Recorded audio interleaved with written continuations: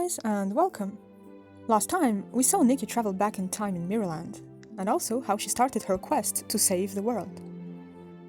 Today, we're going to see the second chapter of the main story. You stand before me as my enemy, but you still can't save this world. The countdown to Doomsday has begun. The key is buried in the past.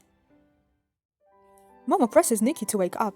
They were on a wooden boat gliding on the calm waters of the lake. Nikki is still frowning, so you cheer her up. You'll find Leonid's key together. For now, you are in Star Heaven, a town in Ninir Kingdom, following Ian's clues. It looks like a fairy tale town come to life. The girl rowing their boat recounts the town's legend. Lake Silvermoon is a mirror left behind by Leonid to reflect the starry sky. There, true beauty can summon majestic meteor showers and make wishes come true. She then sings an enchanting ballad about the lake. Come, girl, come to Lake Silvermoon. The waves are your stage, the stars are your scene. Dance, soar, make your dream come true. Allow me to play for you. When the swans dance on the lake, wings become falling stars. Startled, Nikki pulls out the design book Ian gave her. Momo admires the beautiful outfits, sad that they can't be crafted without their designer's inspirations. But Nikki has found the one for Meteoric Feather. Urged on by Momo, Nikki wants to head over to the town's workshop, when the boat girl cheerfully gives them her name for when they come back. It's Joy. When Nikki gathers enough inspirations to finish the outfit, she'll be able to summon its designer's reflection. As she was about to pay, a handsome young man walks up to the counter too, but the shopkeeper happily tells him his purchases are free. He explains to a shocked Nikki and Momo that here, physical beauty is everything. Thus, beautiful people deserve to have it easier, as it would be the case anyway. It's only human nature. But no one can decide which way they are born, Nikki retorts. Human nature should go deeper than that. The shopkeeper just takes it for humility. Nikki is pretty, after all. All of a sudden, she sees the colorful town and its residents very differently. She feels uncomfortable. Everyone seems to talk about old Handrail, a music teacher, who wrote the rhyme sung by Joy earlier. He is in the hospital, and Momo suggests to pay him a visit. He's been there for 2 years now. Before she can open the door, she hears old Handrail ask, "Ashley? Come on in." He's surprised to see her earlier than usual. Despite Nikki's attempts to correct him, he wants her to keep him updated on the bullying she's facing. Helped up by Nikki, he plays a few trembling notes on his violin. She leaves him with his memories and goes to talk to his doctor with Momo. They learn from him that old Handrail was hospitalized after being in a fire 2 years ago, backstage during the Star Heaven Swan pageant. Since then, he's been diagnosed with Alzheimer's. The doctor doesn't know any Ashley either. The musician doesn't have any family, and the bills are paid by his troupe. Feeling lost, you both decide to go back to the Ark for more clues. But just as you were getting ready to leave, Helds calls Nikki. He excitedly tells her about Vivian, a reporter, who needs help for a column about design, the Designer Intel Hub. Nikki enthusiastically accepts the offer. In the Ark's museum, they find the startled Ian. He quickly checks in his book about Nikki's journey so far and finds old Handrail's song in the designer's reflections data. Ashley's. Nikki immediately recognizes the name. Her memories could be linked to Leonid's relic in Star Heaven. The reflection Ian leads Nikki to is broken. It isn't whole because Meteoric Feather is incomplete. Nikki's eyes lock with Ashley's within the mirror. Flashes of flames, screams and tears fill her mind.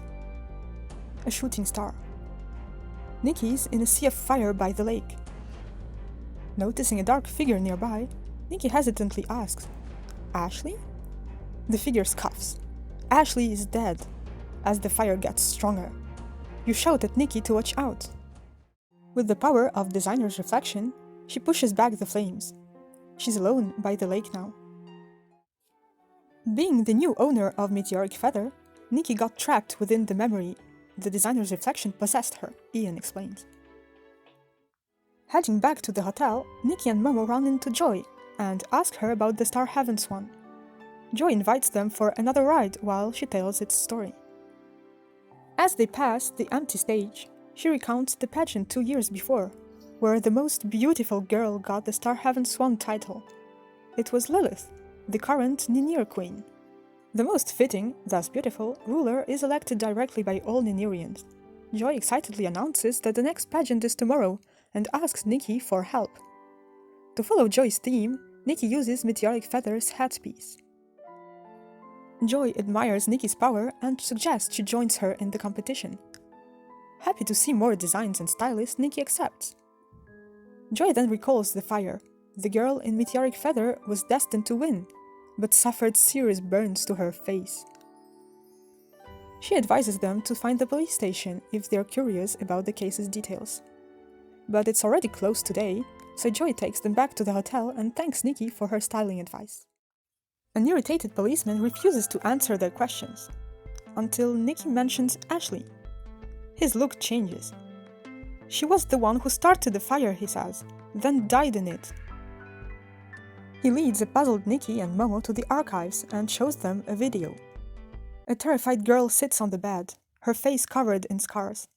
Paisley is yelling, "Ashley is the devil. No, she summoned one. She's ugly. She's jealous." Too shocked to speak, Nikki looks at the photo the policeman hands her. Paisley is wearing Meteoric Feather, but no sign of Ashley. He then pulls out an ID photo of a girl with a big birthmark across the face. Nikki recognizes her eyes. It's Ashley. He explains she was taken in by Paisley's family. Nikki thanks him for his help before leaving. But she still feels like something is missing, so she decides to go see old Handrail again. This time, she doesn't correct him when he welcomes Ashley. He compliments her design and singing, and promises to play for her when she goes on stage. Beauty is more than just how you look. Moved, Nikki goes back to the Ark.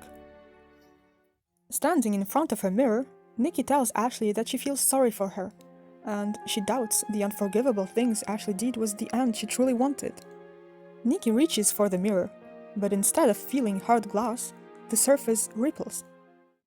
Ashley, sad and angry, rushes towards Nikki. Flames cover the sky, people scream, and Paisley's paralyzed with fear. Ashley, naked, strolls majestically through the flames. If evil is beauty, then why don't I become the devil? Suddenly she turns towards Nikki, yelling at her to get out of her memory. Momo is relieved to see Nikki back. By summoning a meteor shower, she hopes she will be able to calm the fire in Ashley's heart. Now, with the whole outfit crafted, she has a chance at succeeding. Nikki meets with Joy to sign up for the pageant, but gets into an argument with the arrogant judge.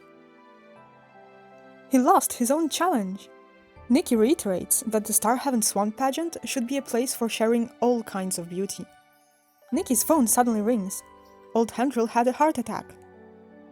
Although she isn't Ashley, Nikki goes to reassure him and promises a beautiful meteor shower. After all, the pageant doesn't matter as the real stage is deep within one's mind. She leaves him to rest.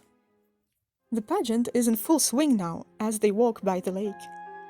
Nikki summons Ashley, who is still full of pain and hatred towards the other residents who took everything from her. "You didn't want any fire," Nikki says as she steps onto the water, "but only a beautiful meteor shower." Nikki sings the dreamy song and invites Ashley to join in. She accepts, her eyes glowing with desire. Ashley's torn clothes transform into Meteoric Feather, and both dance like beautiful images of each other. In his room, old Handrail is speechless at the sight of the shooting stars. Ashley appears in front of him, in her dazzling outfit. She hugs him. Nikki and Momo are happy they helped Ashley overcome her painful past. Nikki observes a swan-shaped diamond that fell into her palm during the shower, the Star Heaven gem. It's just like in the song, when swans dance on the lake, their wings become falling stars. Did Leonid leave this behind? Full of sorrow, Nikki and Momo listen to the mayor's touching eulogy in old Handrail's honor. She suddenly hears the familiar voice behind her. It's Lowen. They both apologize for the tavern's misunderstanding, and Nikki accepts his help in her quest for Leonid. Seeing the Starhaven gem, Lowen pulls out torn old notes. Looking at them through the gem, Nikki sees strange writing appear. This is a part of Leonid's manuscript that he was holding in his memories. Amazed, Nikki and Momo press Lowen for more information. But he doesn't have a clue. As they turn to leave, a mysterious woman passes them, her face covered by a hat. Nikki wonders who she is, but her connection with the old Handrail will remain a secret. Joy appears in front of them, sad to see them go so soon, but she has to stay for the rest of the pageant. So, as a parting gift, Nikki styles her an outfit for the next round of the competition. And that was the second chapter of Nikki's adventures in Mirrorland. By the way, thank you so much for helping me reach my first 100 subscribers. It means the world to me. And if you like this video, please don't forget to like and comment and even share it with your friends. But that's it for today, guys, and I'll see you next time. Bye!